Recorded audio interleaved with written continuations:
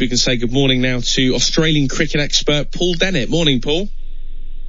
Hey, Ed, how are you going? Yeah, good, thank you. So, a victory for the Aussies down in Southampton over the Windies. What did we learn today?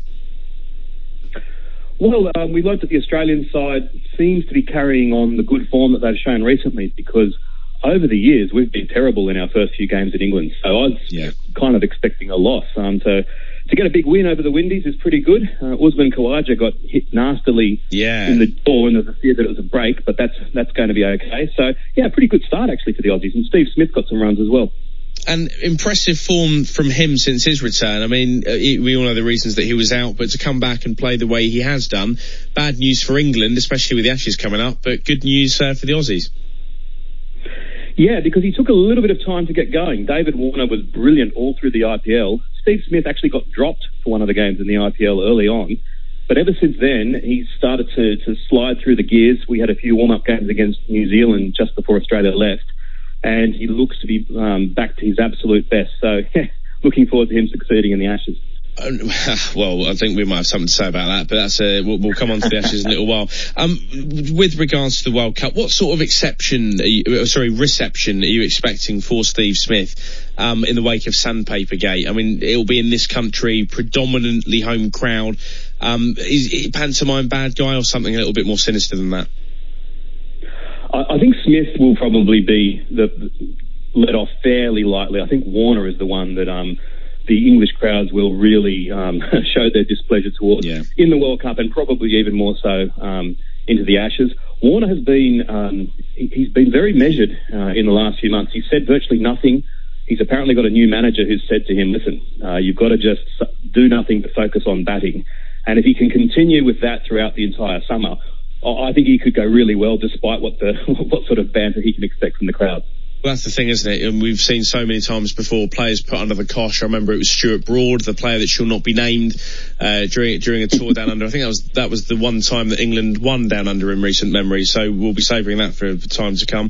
But the reception of the England World Cup squad down under, what's the reaction been?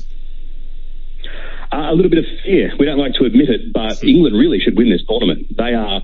I don't think I've ever seen a better batting lineup, even counting the great West Indian sides of the past, or even the Aussie sides of the past.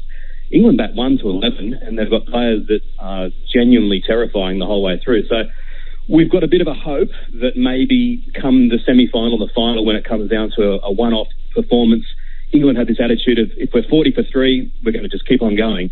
Every now and again, that gets them unstuck. Hopefully, maybe, for those Australians who love to see England lose, not that I'm one of them, hopefully that might happen to them when it comes to the knockout phases. We shall see in Jofra Archer as well. I mean, a controversial selection for some, given the fact that he's not had residency for very, very long.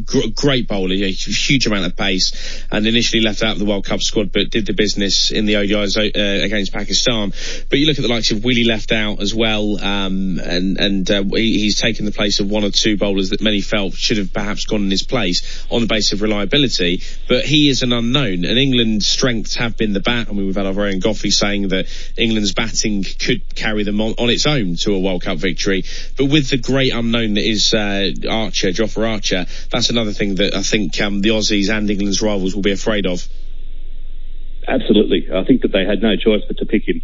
I mean, the selectors can't look into whether or not it's controversial. The qualification period was changed. They have to pick their best 15, and Jofra Archer, I think, is definitely in that. He has the potential to be a little bit like Kagiso Rabada or Jasprit Bumrah, a real match winner. And as you said, some of the other England bowlers, they're very good, very steady, but I think Archer has the potential to be something a little bit above that. I think sentiment has to go out the window, doesn't it, at the end of the day, Paul? It is all about picking the best team, and there was a suggestion that maybe he was left out of the initial 15 job for Archer just to kind of settle a few nerves and not upset the apple cart. But part of me thinks, now screw that. You've got to, it is all about picking the best team, and these guys need to be mature enough to realise that having the best hope with the ball is the most important thing. Never mind egos, never mind what's been before, never mind people, pre-booking flights and hotels and whatever to get to World Cups or being determined to be involved. You've got to pick your best team. Absolutely. And look, professional sport is a hard-nosed business.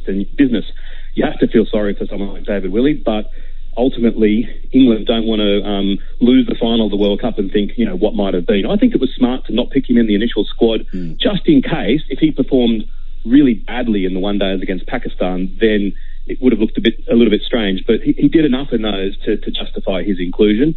And as you say, England now, across batting, spin bowling and quick bowling, they've got all their bases covered. I'd say so. But if it does go wrong, and we do have a bit of, there's a phrase in this country, Spursy, when talking about Tottenham Hotspur and how they have the tendency to collapse. If England are a bit Englandy and we do have a shocker, who do you think the other contenders for the World Cup are? I think India are rightfully the second favourite. They've got Kohli, obviously, best batsman in the world, and Jasprit Bumrah, who I already mentioned, best fast bowler. The rest of their fast bowlers are pretty decent as well. They've just come off the IPL where they've played 14 or 16 matches in front of huge crowds. They live for white ball cricket. Australia are definitely a chance.